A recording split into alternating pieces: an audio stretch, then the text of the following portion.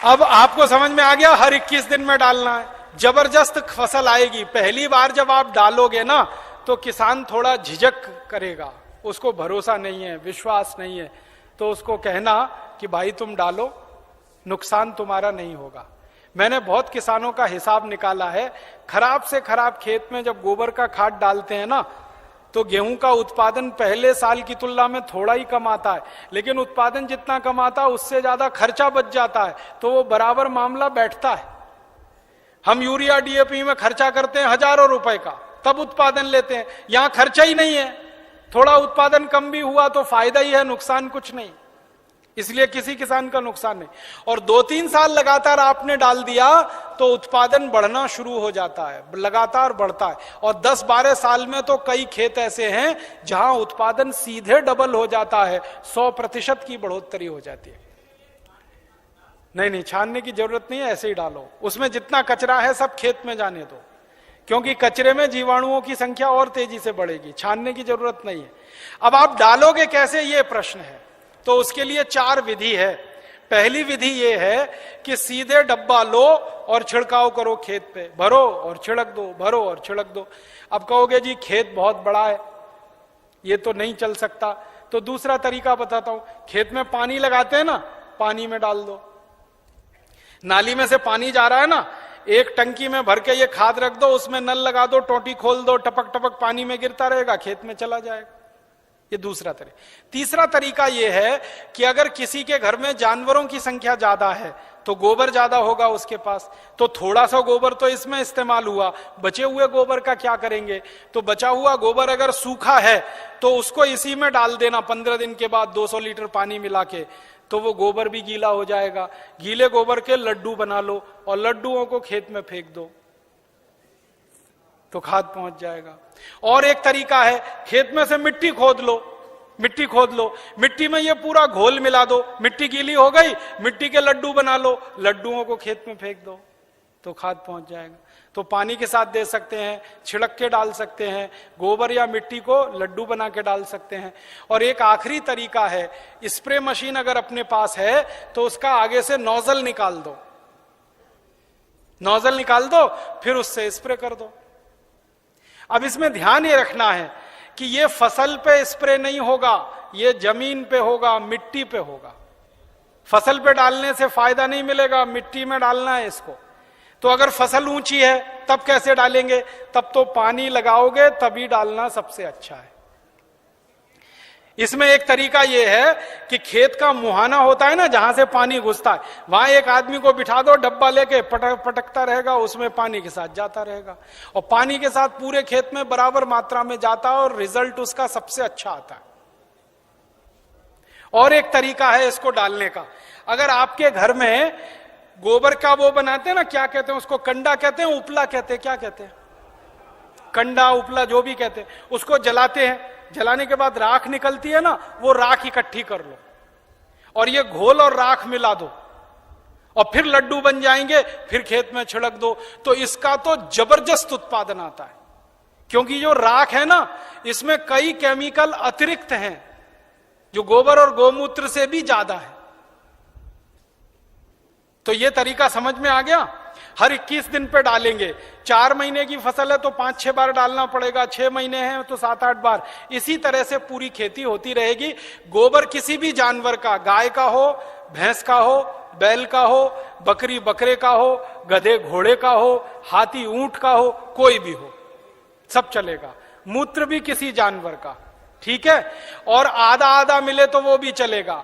गाय का आधा ले लिया, भैंस का आधा, किसी के पास गाय नहीं हो, किसी के पास भैंस नहीं हो, एक एक गाय एक एक भैंस, और खेत बड़ा है तो आधा आधा, सब मिक्सिंग करके चलेगा। बस एक ही सावधानी रखना कि जो जो गाय का गोबर लो तो वो देशी गाय हो तो अच्छा होगा, जर्सी का फायदा पूरा नहीं करेगा। और जर्सी का ही गोबर है तो उसमें देशी का मिला लेना, नहीं तो कोई फायदा नहीं करेगा।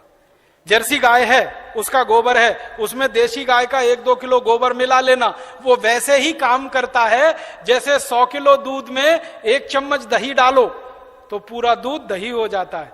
वैसे ही 100 किलो जर्सी गाय के गोबर में 1 किलो देशी का डाल दो तो देशी गाय के जीवाणु अपनी संख्या अपने आप बढ़ा लेते हैं। और धीरे धीरे मेरी बात मानो तो जर्सी गाय बेचते जाना, देशी लेते जाना, क्योंकि ये जर्सी गाय के दूध में दम नहीं है। आपको मालूम नहीं है, दुनिया में भारत को छोड़कर जर्सी गाय का दूध कोई देश नहीं पीता। डेनमार्क में सबसे ज्यादा जर्सी गाय है, डेनमार्क वाले दूध ही नहीं पीते। क्यों नहीं पीते? कैंसर होने की संभावना है जर्सी गाय के दूध से, घुटनों का दर्द तो तुरंत हो जाता है, बड़ी बड़ी बीमारियां होती हैं। और जर्सी गाय को एक खतरनाक बीमारी होती है, मैड काउ डिसीज। उस बीमारी के चक्कर में दूध भी उसका प्रदूषित होता है, इसलिए जर्सी का दूध दुनिया में कोई नहीं पीता। डेनमार्क की सरकार तो दूध ज्यादा होने पर समुद्र में फेंकवा देती है। आपको सुनकर हैरानी होगी, डेनमार्क में दूध बहुत है, चाय बिना दूध की पीते हैं सबके सब, क्योंकि वो दूध उनको खराब लगता है। तो जर्सी गाय बेच के देशी लेते जाना, भैंस हो तो उसका तो चल जाएगा, बैल का चल जाए। अब एक आखिरी चीज और बता दूं, उसको आप लिख लो। ये तो हुआ खाद। अब किसान कहेगा कीड़ा लग गया, तो कीड़ा लग सकता है ना, तो उसका भी एक फॉर्मूला लिख लो। कीड़ा अगर लगता है, कीट लगता है, तो उसकी दवा भी हम खुद बना के छिड़क सकते हैं, पैसा खर्च करने की जरूरत नहीं। कीड़ा मारने की दवा कैसे बनेगी? 20 लीटर जानवरों का पेशाब ले लो, गाय का, बैल का, भैंस का, 20 लीटर, ठीक है? ये 1 एकड़ के लिए बता रहा हूं। फिर इसमें 2.5-3 किलो नीम के पत्ते की चटनी डाल देना, नीम के पत्ते की चटनी। नीम का पत्ता है, पीस के चटनी बना के डाल देना, 2.5-3 किलो। और आकड़ा देखा है? आकड़ा, आकड़ा के पेड़ के पत्ते की भी चटनी डाल देना, 2.5-3 किलो। आकड़ा, आक कहते हैं, आक, कुछ लोग अकौआ कहते हैं उसको।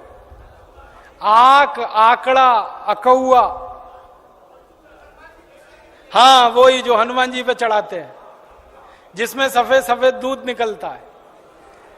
और एक तीसरा पत्ता है, सुनो सुनो भाई, एक तीसरा पत्ता है बेशरम। बेशरम जो है ना, अक्सर गांव में घुसते हैं ना, तो दोनों तरफ किनारे किनारे लगा रहता, पान के जैसा पत्ता, बैगनी रंग का फूल आता है, उसमें ना खुशबू होती है ना कुछ होता है, बिना पानी के बिना बीज के होता है, इसलिए बेशरम कहते हैं। तो 2-2.5 किलो ले लो। और एक पत्ता है आपके गांव में अगर मिले तो, सीताफल का पत्ता, शरीफा जिसको कहते हैं, सीताफल शरीफा, उसका पत्ता 2-2.5 किलो ले लो। और अगर गांव में मिल जाए ना तो वो घास आती है ना, कांग्रेस घास, उसको चटनी बना के डाल दो, 2-2.5 किलो। और इसमें थोड़ा सा खूब तीखी लाल मिर्च हो, हरी मिर्च हो, तो वो पीस के डाल दो, 250-300 ग्राम। लहसुन पीस के डाल दो, आधा किलो के करीब। गाजर घास, वही वही। और मैं आपको एक मोटी सी बात बताता हूं, वो याद रखो। जिन जिन पत्तों को गाय नहीं खाती, फिर से सुनो, जिन जिन पत्तों को गाय नहीं खाती और आपके गांव में उपलब्ध है, वो सब पत्ते पीस के डाल दो इसमें। गाय को खिला के देख लो, खा रही है तो नहीं डालना, नहीं खा रही है तो पीस के डाल देना। मोटी बात याद रखो। तो 3-4 तरह के पत्ते डाल दिए, थोड़ा लहसुन डाल दिया, थोड़ा मिर्ची डाल दी, 20 लीटर मूत्र में डाल के इसको उबालना है, गर्म करना। उबाल के ठंडा कर लो, ठंडा करके 200 लीटर पानी मिला दो। अब ये दवा तैयार हो गई, कीटनाशक। इसको स्प्रे कर दो किसी भी फसल पे, तो 48 घंटे माने 2 से 3 दिन में सारे कीट खत्म कर देता है। 1 पैसे का खर्चा नहीं होता, बाजार से कुछ नहीं लाना पड़ता। ये हर फसल में काम आता है, गेहूं में, चावल में, चने में, दाल में, मटर में, गन्ने में, हर तरह की फसल में ये उपयोग हो सकता है। तो कीटनाशक दवा बनाने का आपको मालूम, खाद बनाने का आपको मालूम। अब यूरिया, डीएपी और एंडोसल्फान गांव गांव से हमें बंद कराना है। 4,80,000 करोड़ रुपए किसानों का बचाना है, 2,32,000 करोड़ रुपए शहर वालों का बचाना है। ये दोनों मिला दें तो करीब 7-8 लाख करोड़ रुपए देश का हम बचा सकते हैं स्वदेशी आंदोलन की ताकत से। और बाहर से जो इंपोर्ट हो रहा है करीब 7 लाख करोड़ का, अगर पक्के स्वदेशी वाले लोग हो जाएं तो इंपोर्टेड चीजें भी बंद हो सकती हैं। 14 लाख करोड़ का फायदा, माने इतना बड़ा फायदा हम पूरे देश को दे सकते हैं अपने स्वदेशी आंदोलन और अभियान से। इसलिए स्वदेशी आंदोलन और अभियान को गांव-गांव जाके चलाना है। और आपको इसके लिए उस जमाने में लोकमान्य तिलक ने जैसा परिश्रम किया, महात्मा गांधी ने जैसा परिश्रम किया, विपिन चंद्र पाल ने जैसा परिश्रम किया और क्रांतिवीरों ने जैसे परिश्रम किया, वैसा ही परिश्रम आपको करना है। ताकि क्या होगा, जैसे आज हम लोकमान्य तिलक का नाम याद रखते हैं अपने देश के लिए, अपनी सभ्यता के लिए, अपनी आजादी के लिए, वैसे ही आपका नाम आने वाली पीढ़ियां याद रखेंगी इस देश के दूसरे स्वदेशी आंदोलन के लिए। ऐसा कहकर मैं आपका आभार व्यक्त करता हूं, बहुत बहुत आपको धन्यवाद देता हूं।